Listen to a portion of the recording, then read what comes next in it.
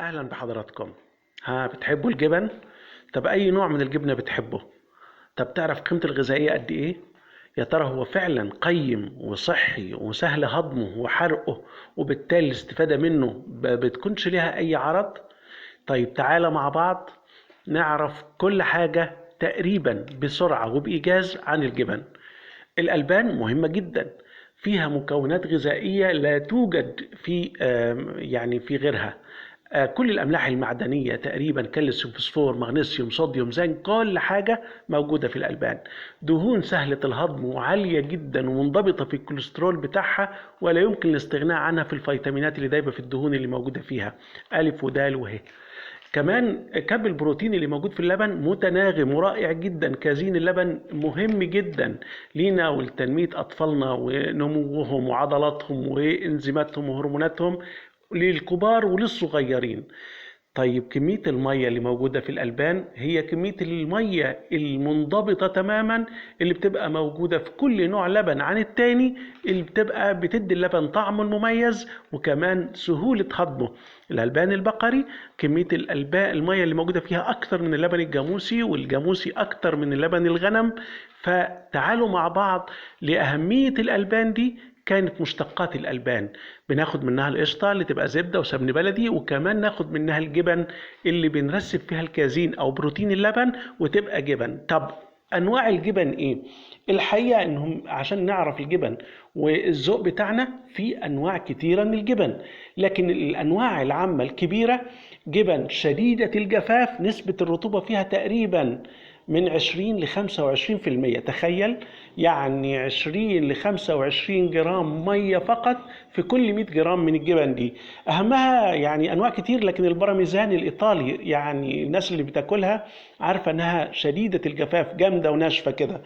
طيب في نوع تاني بيبقى جبن جافة، تبقى نسبة الرطوبة فيها تقريبا من 30 ل 40%، زي بقى الناس اللي بتحب الشيدر والكشكفال، واللي في مصر مشهورة جدا الجبنة الرومي اسمها جبن الراس يعني. فدي اسمها جبن جافة. طيب الجبن النص جافة ده النوع الثالث منها. النصف جافة دي اللي تبقى تقريبا فيها 40 ل 50% نسبة الرطوبة، واحيانا بقى بيتم تسويتها، بتتخزن يعني عشان يتم تحليلها بالبكتيريا. زي الجبن الهولندية كلها، الجودة والإيدم، كل دي بتسوى بالبكتيريا. وكمان في أنواع منها بتسوى بالفطر زي الريكفور اللي معمولة من لبن الغنم ويبقى لونها أخضر عشان فطر البنسليوم ولها فوائد عالية، وال100 جرام منها ب 350 سعر حراري. لكن عموما عايز اقول لكم ان احيانا التسويه دي بتتم، بعض الجبن ما بيكونش فيها اي ثقوب او بيبقى فيها كده فتحات، وجبن تانية بيبقى فيها فتحات. لكن اللي فيها فتحات اللي هي بيبقى فيها زي الجبنه السويسري والناس اللي متعوده عليها. لكن في نوع من الجبن بقى اللي هي الجبن الطريه، الجبن القريش بقى بتاعتنا، واللي فيها نسبه رطوبه عاليه، ودي بيبقى سهله الهضم وقيمتها برضو كويسه جدا. لكن منها انواع فيها جبن طرية تقريبا بتبقى 50 ل 70% مية، لكن ما بيتعمل لهاش أي نوع من أنواع التسوية، وبتستهلك وتتاكل وهي طازة كده فريش، زي الكريم تشيز يعني الجبن القشطة وجبن الكوتج. ودي تقريبا ال100 جرام منها فيها 350 سعر حراري. والجبن الكريم دي بيبقى فيها تقريبا كل 100 جرام فيها 34 جرام دهون، عشان كده سموها قشطة، يعني كمية الدهون اللي فيها عالية. طب الجبن اللي بتسوى او اللي بتتخزن بقى عشان تتحلل وتبقى طعمها يختلف شوية ويبقى مرغوبة اكتر، احيانا بتسوى بالبكتيريا. ويعني جبن الليمبرجر يعني حاجات كتيرة منها نقول عليها مستصاغة غالبا في أوروبا، لكن هنا يعني ما بنحبش الجبن الغريبة قوي عند العامة في مصر يعني. وفي جبن بتتسوى بالفطر زي ما قلنا، الكامبر والكولومبير. وأحيانا بتتخزن بقى في نوع منها اللي هي اللي بتتسوى في محاليل ملح زي الجبنة الدمياط بتاعتنا، الجبنة القديمة بقى بتاعتنا اللي احنا بنسويها، والجبن كمان القريش القديمة، جبن الحدقة. دي نوع من أنواع الجبن الطرية اللي بتبقى من 50 ل 70% مية. وفي حالة الجبن الدمياطي او جبن القريش لما بيجوا يسووها بيخزنوها فتره طويله عشان يتم تحليلها.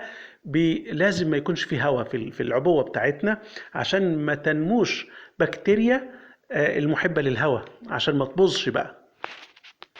زي ما قلنا ان انواع الجبن دي كتيرة جدا، لكن هنتكلم عن 4 5 اصناف سريعا كده ونعرف يعني اسمهم جاي منين. يعني الجبن التشيدر مثلا الانجليزية دي بيبقى معمولة من لبن الابقار، لونها تقريبا يا ابيض يا برتقاني او وسط بينهم، وكمان ممكن نحفظها من 5 ل6 سنين.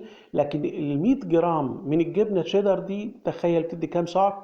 400 سعر حراري. الناس اللي عايزه وزنها وتحافظ على وزنها ما يزيدش 100 جرام جبنه يعني سندوتش بيديك 400 سعر، غير الرغيف يعني تقريبا 600 سعر في سندوتش جبنه.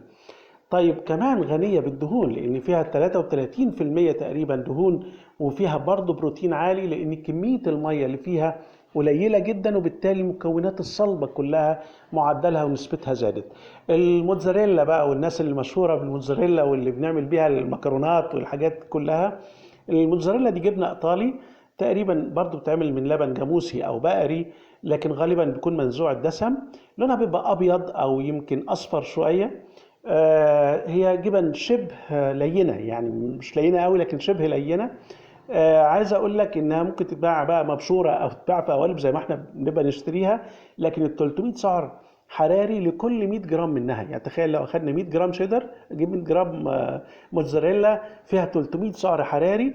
واحيانا بنحبها عشان المطاطان اللي بيبقى موجود بعد استخدامها يعني، لكن كميه الدهون اللي فيها عاليه، 22 جرام لكل 100 جرام من جبن الموتزاريلا.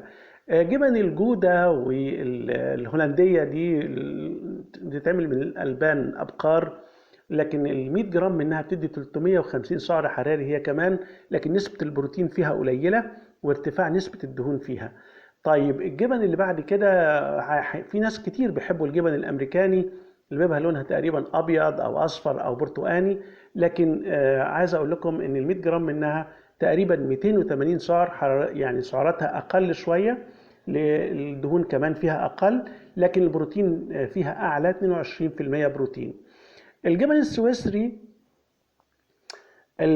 عادة بياكلها ناس كتير برضو من الوطن العربي، اللي بيبقى فيها ثقوب أو عيون كده، ويبقى أحيانا يعني جبن الريكفورد منها، الريكفورد وبيبقى فيها زي ما قلنا اللون الأخضر المميز ليها والطعم اللي بتبقى مشهورة بيه لوجود فطر البنسليوم، وبتبقى معمولة من لبن الأبقار، وتقريبا طعمها بيبقى مختلف عن الجبن التانية، بيبقى حامضي، فيها حامض بيديها الطعم الحامضي ده. كل انواع الجبن دي وانواع تانية كتير جدا مش هنقدر نذكرها كلها في حوار صوتي قليل، لكن هنقول ان افضل انواع الجبن اللي فيها رطوبة عالية اللي هي الجبن الطرية، اللي هي 50 ل 70 في المية منها مية. الجبن القريش بتاعتنا بس تتعمل باللبن كامل بدون نزع الدهون منه. نخلص تخليص الشرش او السوائل دي من اللبن غير محبب، لان في بعض الاحماض الامينيه الكبريتيه لا يمكن الاستغناء عنها في الجسم، فيها عنصر الكبريت المهم كمضاد للاكسده وداعم للخلايا لتكوينها. الجبن القريش، الجبن الدمياط بتاعتنا، احنا عارفين الجبن بيتم تكوينها او ترسيب الكازين ده بحاجتين، يا بانزيمات زي انزيم الرينين اللي هي المنفعه، او ان احنا بنحول سكر اللاكتوز الى حمض اللاكتيك اللي هو التخمر الطبيعي، ان انا بجيب شويه لبن واحط عليه بكتيريا واستنى لما يحصل عمليه الترسيب للكازين.